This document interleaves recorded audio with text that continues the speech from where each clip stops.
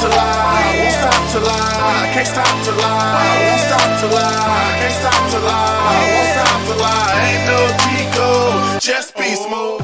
Back to another episode of Tech Don't Sleep Podcast. It's your boy Bill McCleskey in the building, of course. And, you know, I got Glenn Sandifer here with Securitas Technology. Securitas Technology. All right, let me get my words right so I can say it right. And he's also the author of The Middle Ground. We're going to talk about these two items, and his story. Guys, you know, with this podcast, we always like to share a story. We always like to add value to entrepreneurs, especially as it relates to technology and how you can grow your business, how you can add value to your customers, and really just get some insight, man, on ideas of what you can take out from your story or the story of the guest and add to your life and your business, man. So that's why you're in the hot seat, bro. Okay, so hot seat, bright lights. We appreciate you coming through, man. And listen, so let's first talk about, now, where are you from? Indianapolis, Indiana. Wow. And how did you get to Nashville, Tennessee? Followed my wife. You followed your wife, just like a good man, like a good husband. A good husband. Yeah. Did y'all come to school here, or oh no, she got a job this was much here? later. This was within the first year of our marriage. Yeah. She received a job offer here in the space she wanted to be in the legal profession. And so we did our evaluation, had our prayers, and we said, Nashville, here we come. All right. I love it. And things worked out, right? Things worked out, yes. Listen, by the way, the book, The Middle Ground, is about relationships. Yeah. And, you know, I want to jump into this.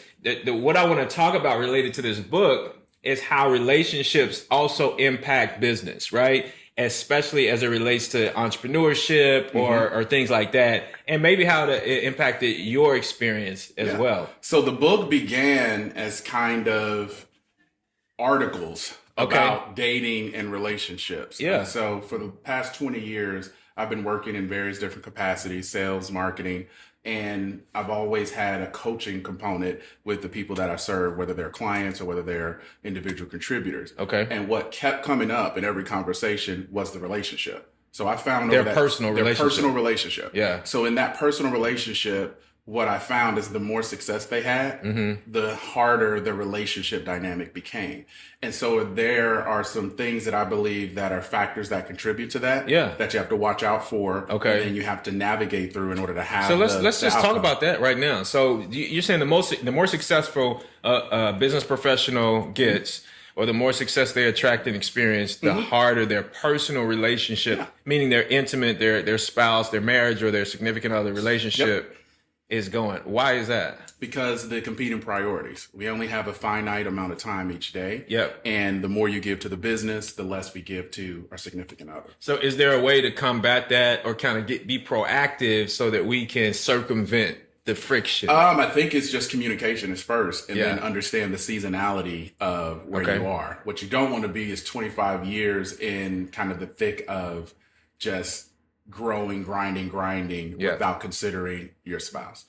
And then the other piece is maybe on the front end, if you know you're going in a certain direction, that will help dictate the significant other you choose. Absolutely. So because, you know, especially as an entrepreneur, I know that I believe that the journey of an entrepreneur, and even somebody who's working a job in a career journey, their personal growth is a lot different, or their professional and really personal development is a lot different than somebody that may not be on that track, right? So is it possible that two people grow apart, right? If they don't have that communication. Yeah, you can. If you don't have the communication, it's very easy for just kind of what we call in sales kind of the whirlwind of the day. Just managing through each day, managing the household responsibilities, and if you're not married, managing just kind of the relationship expectations. Yeah, it's easy to just be like, all right, we'll get together. I'll deal with him. I'll deal with her at the last minute next week. I just can't, because I have to give myself to my client. I have to give myself to this project. And then what happens over a specific time period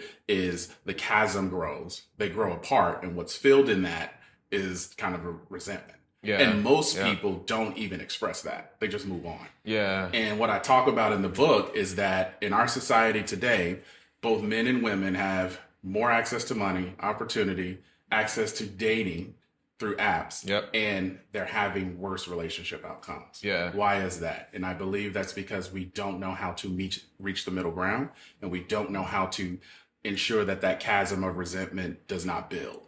And what I talk about in the book is how we got here from a societal standpoint. Won't bore people. It's available on Kindle. It's available on Amazon.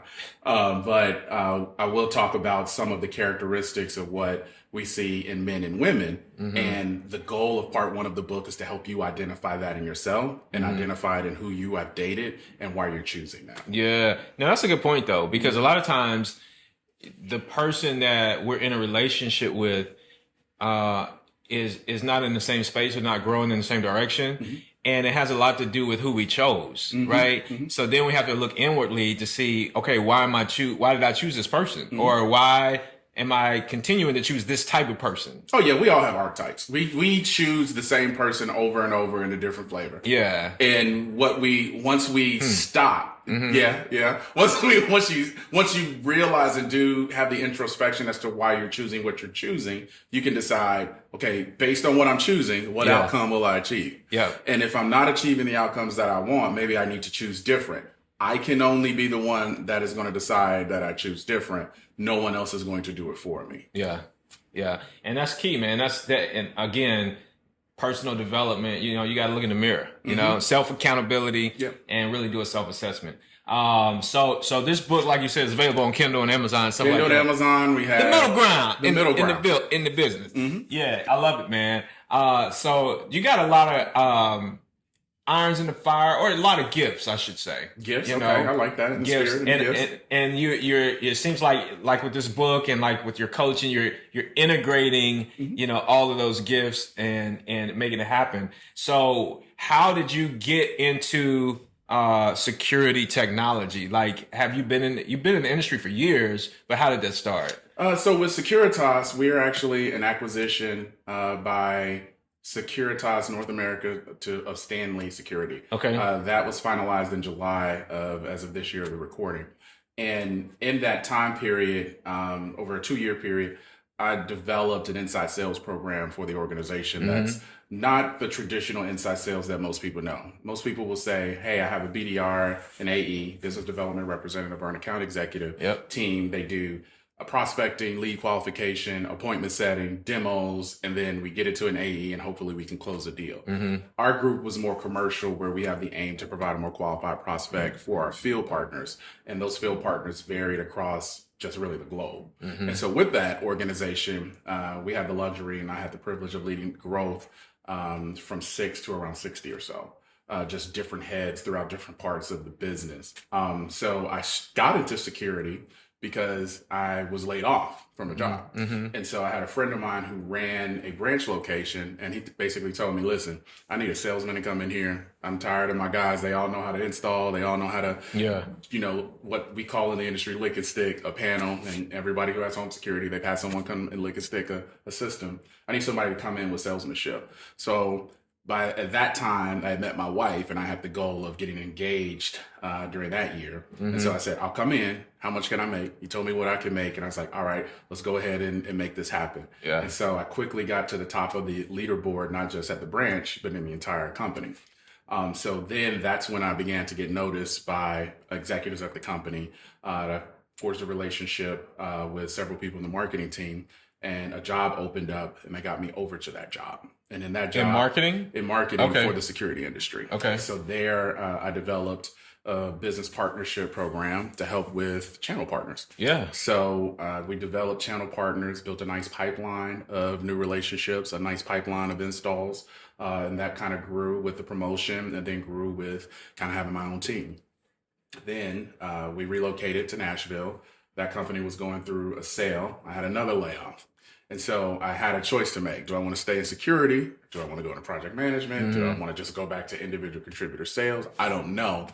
So I said, let's just go ahead and take a run at it. I have some runway. And so I had my first iteration of a consulting practice here in Tennessee, where I developed inside sales programs for a lot of home service verticals, specifically security companies. So at that season, I had about 3 or 4. As well as a couple of roofing and HVAC guys. And it just went off like gangbusters. fast forward that, I worked with a number of different companies, both full time and while still running this business. And then COVID hits. When COVID hit, security changed. And I was so busy running this business and having success, I was kind of happy, but we had my son. So I was missing a lot of the things because I was running that business. And at that time, as most of your listeners will know, when you're individual contributor, solopreneur, you got to do it all. Until you get to the point of leverage where you can start bringing in individuals. So I was missing way too much. So you had to come to some middle ground. We had to come to the middle ground because I was missing too much. I was failing and missing everything. So had a conversation with a recruiter, and the rest was history. So I've been back in security since 2020, full time, and then working some total about 7 years in security. So it sounds like you have a knack though for starting and growing inside sales teams. Yes. Yeah. So that would be my specialty. So my consulting practice consisted of developing inside sales programs specifically for commercial home service verticals. So, and that means if you're an individual that has an outside sales team, they're doing okay, but you want to see if you can scale, the best way to do it is through an inside sales program because you can do it at cost, and you can do it through technology where one outside salesperson, 3 inside salespeople can do 4 or 5 times that much. So if a small business is looking to scale in that respect, right? And not to give away all like the details because we don't have the time, but like what are the things that a business owner or entrepreneur needs to be thinking about to start and grow an inside sales team? Because it sounds like you got kind of like openers and closers. Right? Is that how you kind of set it up? That's how you would set it up. But the reality is for a small business owner, you're going to have to find, I hate to say it, a unicorn. Okay. So for a small business owner that wants to scale through inside sales, the first thing is you have to be patient. You have to have the budget and be willing to make the investment in the program. It's not going to be hiring a person. It's not going to be moving a person over to inside sales. It's going to be creating a full demand generation engine that will allow you to reach the goals that you set. So that's going to be a 12 to 18 month endeavor. You don't have the 12 to 18 months of revenue that you can allocate to it, don't do it. Get another outside salesperson, create a channel partner program, etc. Once you build that inside sales program, hire an inside sales professional. So the most industries say, I want someone who has my industry experience. Inside sales, like most sales, is a discipline and a science that is learned. When you have someone who has inside sales on their resume and they've been a top performer, a manager, a director, they're going to come in and they're going to get things moving pretty quickly. So hire the right person. And then once you hire... So you're saying hire somebody with inside sales experience? Yes. Not necessarily in the industry. Don't move a real estate agent over to inside sales. Yeah. Don't move, don't get someone out of operations, out of your HVAC company to start answering phones and following up on leads. Get a true inside sales professional. Yeah. Gotcha. So that would be the second. And then the third thing, since we know that they're going to be patient, we know you're going to hire the right person, then the third and final thing is support that individual. So that support is going to come in the form of tech stack or a technology that's available, demand generation, being open and honest about your goals, and being more transparent. Because as business owners, most play everything close to the chest. This is my baby. I put this together. I don't want to let you know how I go to market because what if you leave me? Get rid of that fear. So what technology, what are the starter platforms or ideas in terms of technology? You talking about like CRM, or you talking about lead generation? So we'll just say, so for both, you would need to have a CRM. So your CRM is going to be your source of truth. If it doesn't happen in your CRM or Salesforce or HubSpot, it didn't happen. Right. So you have to get your entire team on board with the process of your CRM. You as the owner are making that investment. So make sure that you are leveraging it. And most of the CRM companies do provide onboarding and ongoing support. Make sure you negotiate that in your deal. And then the second would be a prospecting tool. There are a number. And as a member of the American Association of Inside Sales Professionals, we kind of look at about 3 or 4 that work best. I will say LinkedIn Sales Navigator. Okay. Zoom Info, Seamless AI. Okay. So one of those 3 right there will get your foot in the door with smart prospecting, social selling. Yeah. So if you have your CRM and you have your social selling and smart prospecting tool, then the only other tool you really need is to get yourself out of the way and let your team go to work. Yeah. So what I'm thinking about training, but that goes back to hiring the right person. If you hire somebody with inside sales experience, you don't necessarily have to train them on the work itself, maybe the product knowledge and just stuff the like product that. knowledge, because an inside sales professional is going to understand cadences. The biggest issue for inside sales or anyone that you move over to that industry is getting on the phone and dealing with rejection. Yeah. So a professional knows how to deal with the rejection. It's like, oh, okay. All right. Well, Bill, thank you for your time today. How about I reach out to you in about 90 days? No, I don't want to reach out in 90 days. All right. Do I have permission to email you? We have some great offers and some case studies that we believe would be great and relevant. Fine, whatever. Click. Yep. All right. I got to opt in, click, and then put them in the marketing queue for an email cadence. So that person's going to be great with that. But most inside sales professionals do benefit from learning the knowledge of the industry that they're serving and the verticals that they target. Gotcha. So now, have you worked with organizations that have not been using a CRM before? Yes. And then so after they implement CRM or any other form of technology like prospecting tools, what's been the difference? Because to me, the reason I ask that is because there is a learning curve. If, obviously people got to get up to speed if they've been doing certain things, on Excel or whatever. But what's been the shift? The biggest shift will be an outside sales team now having to follow up with leads. Okay. So, and let me tell you something that I do in our current business. I have tried to take out the word lead. I don't want you guys talking about leads. You're outside sales specialists. You are the professionals that know how to wire up buildings. You know how to make recommendations. You can build rapport quickly and you get deals done. I will handle the leads. I will turn those leads into prospects. Those prospects will become nurtures and then opportunities. So the biggest issue has been that change. And you'll find that an organization that does not have a demand gen funnel, but they want the demand gen outcome, like most people want the relationship outcome, is you have to be willing to put in the work. And asking your outside sales team to start adopting a CRM and a mindset around closing opportunities versus going out and prospecting on their own, that's going to be the most difficult part. Yeah. I read something just yesterday actually about how technology and using a platform like a CRM can be a disadvantage to some salespeople because of the clerical aspect, having to enter in. So what's your response to that? Automation. Okay. Business owners don't pay for the tool and then go cheap on the features that make the tool great. Because when you purchase any type of tech stack tool, you need to be gaining leverage somewhere. And I say you should be gaining leverage 3 ways. Not just one. So if I implement a CRM and my team is still having to manually log calls, log emails, log notes, log contact updates, I've done a disservice because now I've added administrative work. But if I have a system that says it'll automatically log a call as long as you call out of the dialer, it'll add the campaign, and then your notes that you write within the box automatically go over to the notes section, and then they're visible. I have saved myself 15 minutes. So now that's 15 more minutes that someone has the time to be on the phone qualifying a prospect or nurturing it. Yeah.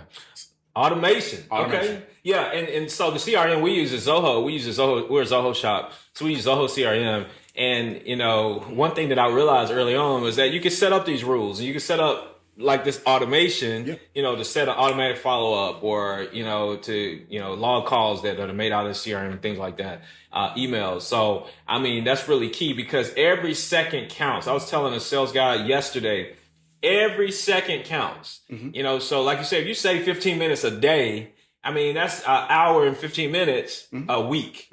That's 5 hours in a month, 60 hours in a year.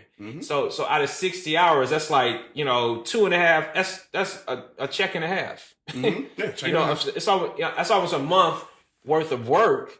And think about if you got 10 salespeople, that's a lot of money. It is. That they could be pouring back into productivity and actually bringing in more customers or revenue. And then you as a business owner, you can get back into what you really want to do is love on your people and love on your clients. Absolutely. Because now I can train them and spend more time. They're not spending those 60 hours this year now focusing on clerical work. I now can do a training. Let's do an offsite for a day. Please, let's do an offsite. And then let's just go into things that we can do to make the business better. Yeah. No, that's good, man. So tell us about Securitas Technology and what you guys do. What's your what's your pitch? So Securitas Technology. Or Stanley now, right? No. It was Stanley.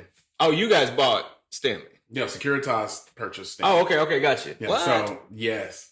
So it as of this recording, we are still going through the migration. Okay. It has been great. I have learned a lot from the administrative side and the detail and mergers and acquisition side of what goes into this process. So it's been a great learning opportunity for me. But I would say for Securitas Technology, we are now the second largest commercial integrator in the United States. We are number one globally. So we compete in a number of markets now that we did not compete in before, and we've received economies of scale on that. For our team, if you are a business owner that has your own space or you sublease a space, we protect what matters most to you, which will be your people, which will be the products, and which will be your clients. So we typically work in the area of intrusion. We do burg, we do fire, and fire alarms, we do access control and CCTV. We also have a number of remote services that we deploy that add some smart features to a lot of our current clients' portfolio and security system.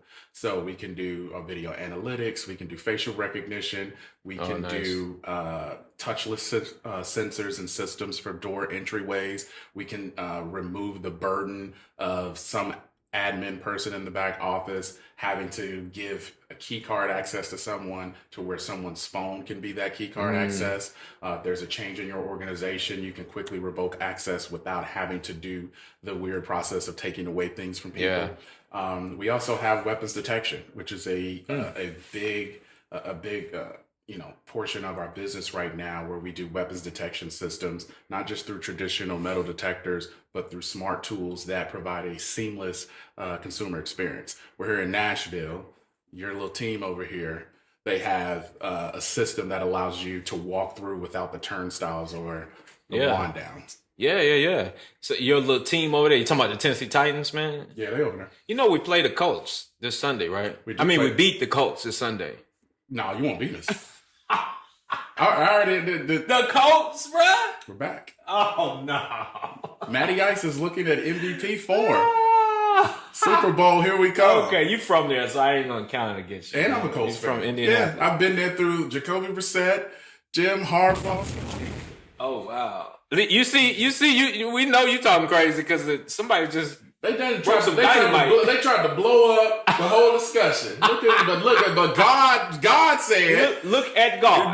No, I lived through all of that. Oh man, that's funny. No, that's good. Well, I mean, for me, man, it's amazing how the technology has advanced and really with AI. I feel like you're talking about AI with weapons detection. Facial recognition, like all that stuff is crazy, man. So how does facial recognition work? Like, could it work in a football stadium, or are you talking about an office setting where? The best application that I can say, and there are probably 200 companies that do this, but let's just say parking lot. And, license plate detection. Okay. Someone is not supposed to be on the lot. Yeah. You can put a system in place that notifies you and notifies the authorities. Yeah. Wow. And that's important because you don't want to have an instance where someone who is disgruntled or someone who may have an axe to grind against someone on your team, it gets access to your building. Yeah. So that's one way. The other way with facial recognition is if you fully integrate it through access controls, through strikes and, mag locks, you can have someone walk up to a door and it can open up for them automatically versus having to have a button to push. Yeah. And the system can determine that for you. I mean, 10 years ago, this was really taboo. It was all iRobot. It was all Minority Report. Yep. But now, since the advent of Android and iOS, we use facial recognition every day. Yeah. And we use that facial recognition and we're more comfortable with it. And then responsibly, a question that gets asked a lot is, what do you do with the data? We don't do anything with the data. The data is with the providers that we serve. Yeah. So they have the ability to determine what happens with that data. Okay. We always encourage our clients to delete it if it's not relevant. If it is something relevant where there's a threat, keep that on record.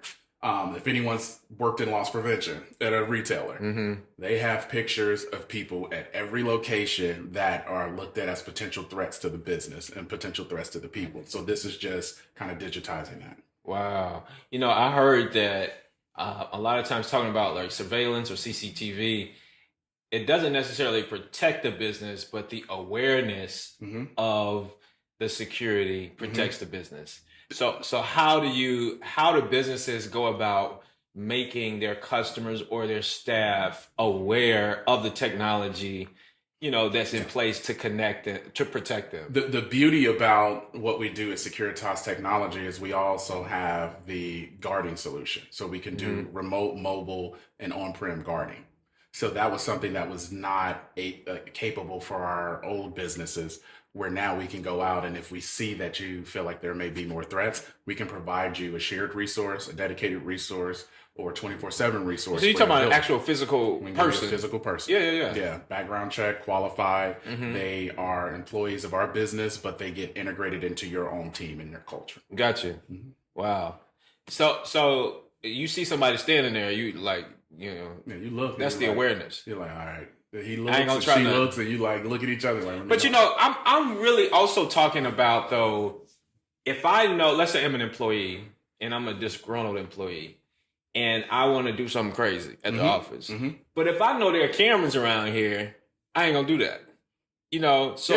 So my question is, how can business owners, that have a storefront or a building, how do they make their staff aware of the security that's in place? Because a lot of times just knowing that, and it may not be anything crazy, but I may just conduct myself a little differently if I know we got cameras here and you know what I'm saying? And inside. We'll talk from a background standpoint. I started with McDonald's Corp.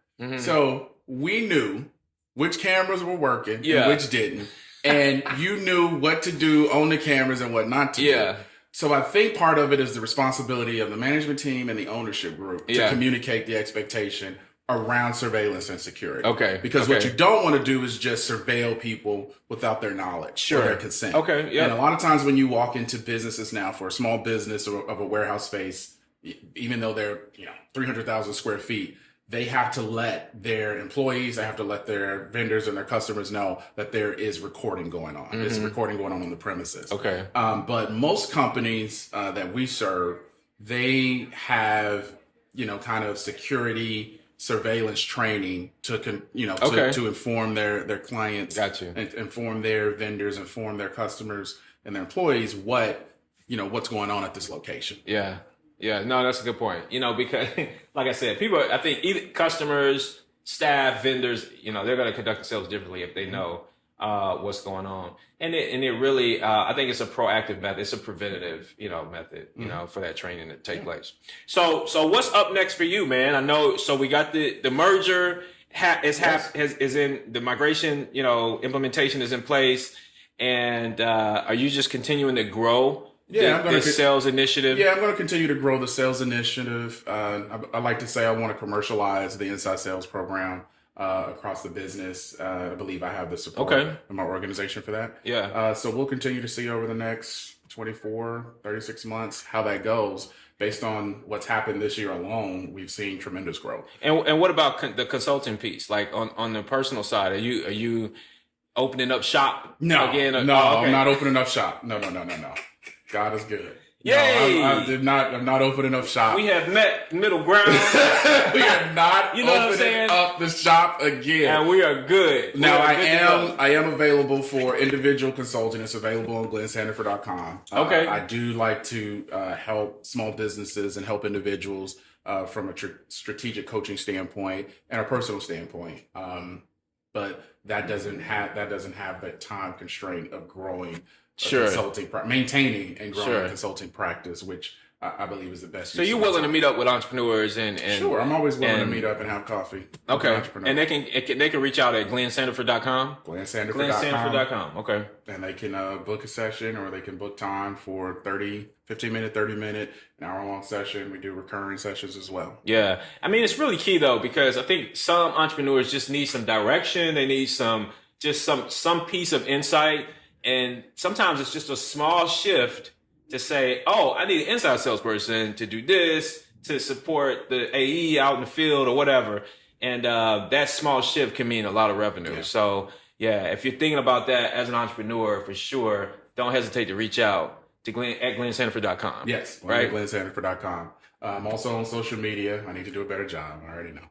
LinkedIn as Glenn Sandifer II, Twitter, Glenn Sandifer II, Instagram, TikTok, Glenn_Sandifer II. Are you not active on social media every day, or do what? I look like I'm? They can look at. They've been judging me the whole time. They're like, he ain't on social media. Notice I ain't come on here talking about social media. I better not. If I would, I'm on TikTok, y'all. Well, you got an account with all of them. You ain't using them. You're not active.